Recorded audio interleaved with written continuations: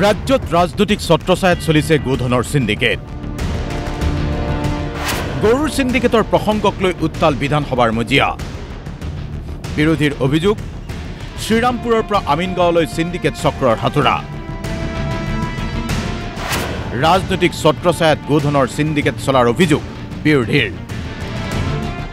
অসম বিধানসভাৰ শীতকালীন অধিৱেশনৰ অন্তিম দিনা এই অভিযোগ আনিলে CPIMৰ বিধায়ক মনোৰঞ্জন তালুকদাৰে। প্ৰসংগ উত্থাপন কৰিছিল কংগ্ৰেছৰ বিধায়ক ৰেকিবুদ্দিন আহমেদে।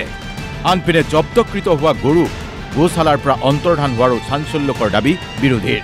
শ্ৰীৰামপুৰ গেটৰ পৰা একেবাৰে আমিনগাঁৱলৈকে যিসকল SP আছে, থানাৰ OC আছে আৰু পলিটিকেল পেট্ৰনাইজ নহ'লে, এই ধৰণে এইবিলাক ইনভলভ নহ'লে, পলিটিকেল পেট্ৰনাইজৰ কথা মই কৈছিলোঁ।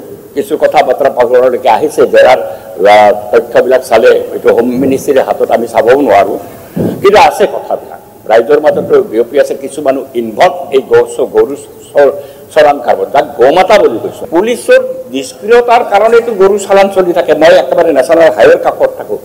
ৰাতি 12টাৰ পিছত ট্ৰাকে ট্ৰাকে যদি গৰু গৈ থাকে, এইটো বন্ধ কেলি নকৰে। 16,000 ধৰিছে, কিন্তু কিমান হাজাৰ গৈছে, লাখ গৰু গৈছে, চালান হৈ গৈছে।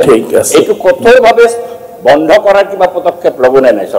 পদক্ষেপটো লওক, নহ'লে কিন্তু গৰু চালান বন্ধ নহয়। আৰু ইয়াত কিছুমান মানুহ লাভৱান্বিত হৈছে। সেই মানুহ কিছুমান ৰাজনীতিৰ লগতো যুক্ত মানুহ, হাই পোষ্টত থাকে তেওঁলোকে, আৰু তেওঁলোকে লাভৱান্বিত হৈ আছে। এইটো খুবেই স্পষ্ট ওলাই পৰিছে।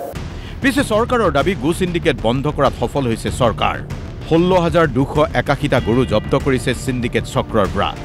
আৰু সিন্ডিকেট চলোৱাৰ অভিযোগত গ্ৰেপ্তাৰ হৈছে 4,825জনকৈ লোক। গৃহ বিভাগৰ হৈ সংসদীয় পৰিক্ৰমা মন্ত্ৰী চন্দ্ৰমোহন পাটোৱাৰীৰ উত্তৰ এয়া। এই চোৰাং যিটো ব্যৱসায়, এইটো বন্ধ কৰাত চৰকাৰে যথেষ্টখিনি সফল হৈছে। সফল এইকাৰণে হৈছে যে আজিৰ দিনটোত অধ্যক্ষ ডাঙৰীয়া যে প্ৰায় 16,056টা গৰু ইতিমধ্যে কৰায়ত্ব কৰা হৈছে আৰু 225টা ম'হ জব্দ কৰা হৈছে। আৰু চৰকাৰৰ এই ব্যৱস্থাটো ইমান ষ্ট্ৰংলি চৰকাৰী ব্যৱস্থাটো লোৱাৰ কাৰণে আজি ইমানখিনি গৰু ম'হ আমাৰ ধৰিবলৈ সক্ষম হৈছে। অসম আৰক্ষীয়ে এতিয়ালৈকে 4,827জন মানে ব্যক্তিক তেওঁলোকে কৰায়ত্ব কৰিছে।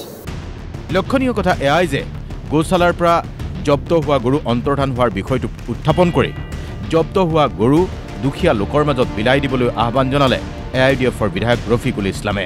একেই দাবী কংগ্ৰেছৰ বিধায়কৰো। অসমৰ মাজেৰে গৰু ম'হৰ সৰবৰাহ হৈ কেনেকৈ এইটো পাৰ্মিছেবল, কেনেকৈ হৈ আছে অধ্যক্ষ মহোদয়? গৰু ম'হ যে জব্দ হ'ল, ইয়াৰ অন্তৰালত আৰু এটা বিশেষ কিবা বেলেগ ধৰণৰ কথা অধ্যক্ষ মহোদয় আছে নেকি? গৌশালাসমূহত গৰুসমূহ ভালদৰে সুৰক্ষিত নাই বুলি মই ভাবোঁ। এই ক্ষেত্ৰত গৰুৰ প্ৰতি আমাৰ এটা অধ্যক্ষ মহোদয় দায়িত্ব আছে। মন্ত্ৰী মহোদয় চবফালে অধ্যক্ষ মহোদয় চোৰাং কাৰবাৰ ইয়াৰ লগত জড়িত আছে। গুলি মাৰিছে, আমি বেয়া পাওঁ বুলি কেতিয়া ক'লো? প্ৰকৃত দোষী গুলি কি ফাঁচি দি দিয়ক, কিন্তু ইয়াৰ ক্ষেত্ৰত ভালকৈ তন্নকৈ সকলোৰে ক্ষেত্ৰত সমানে একশ্যন ল'ব লাগিব অধ্যক্ষ মহোদয়। লক্ষণীয় কথা এয়াই যে গোধনৰ সিন্ডিকেটৰ অভিযোগক লৈ সময়ে সময়ে বিধানসভাৰ বাহিৰে ভিতৰে সৰব হৈ আহিছে বিৰোধী বিধায়কসকল। আৰু এইবাৰ বিধানসভাৰ মজিয়াতেই এই প্ৰসংগ উত্থাপন। Bureau report DY 365।